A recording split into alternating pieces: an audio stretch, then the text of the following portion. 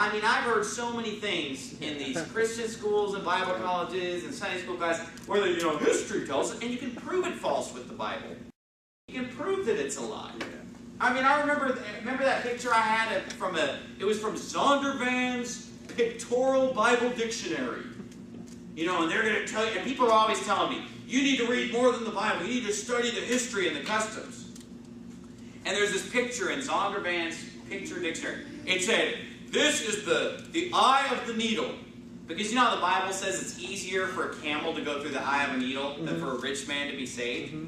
Well, here's what history tells us.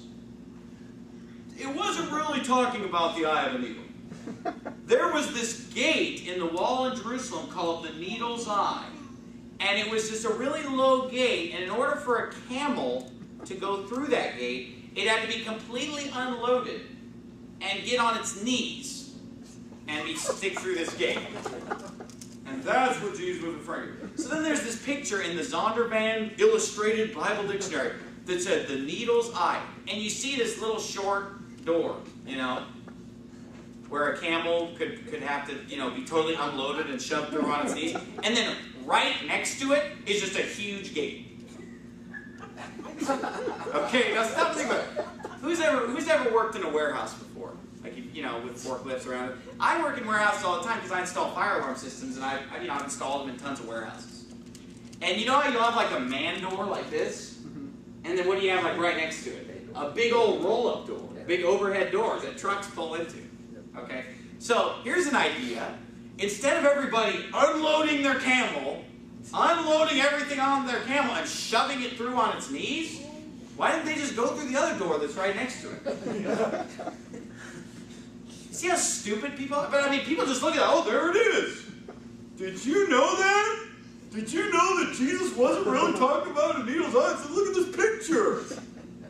And they sell millions of copies of that stupid book. It doesn't say that. It says it's easier for a camel to go through the eye of a needle than for a rich man to be saved. And you know what the Jews said to him? Or not the Jews. You know what his disciples said to him? They said, hey, how can anybody be saved then? They didn't say, oh, you have to get on your knees to get saved.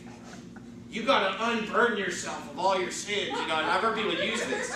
You got to unburden it. You got to get on your knees and be shoved into it. Whatever. No. They said, hey, that's impossible. They said, hey, then nobody can be saved, Jesus. And you know what Jesus said?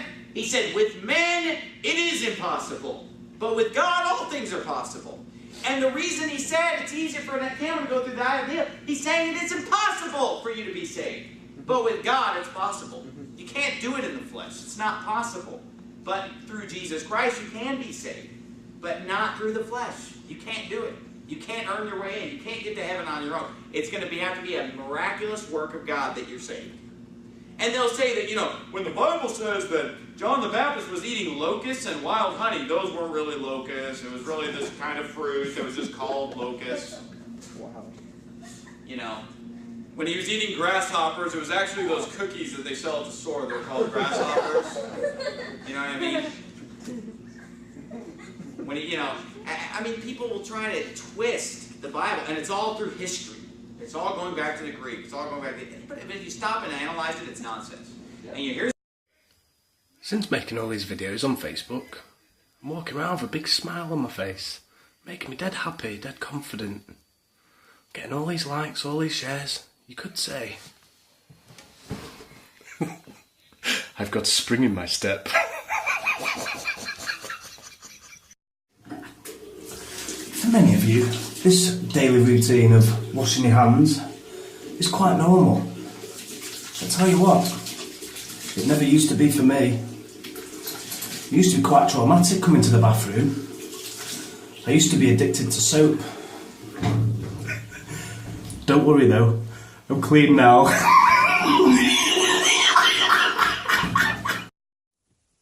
So, been working on my car for a few weeks now, doing a few modifications, bit of fine tuning just to get a bit more brake horsepower out of it, a bit more speed. You know how to do. Anyway, I'll show you. Come and have a look. If you look closely, here, here, here, and here, I've done some pretty subtle modifications. Should get at least 40, 50 brake horsepower out of that. There's some good modifications those, aren't they? Now the car's really souped up.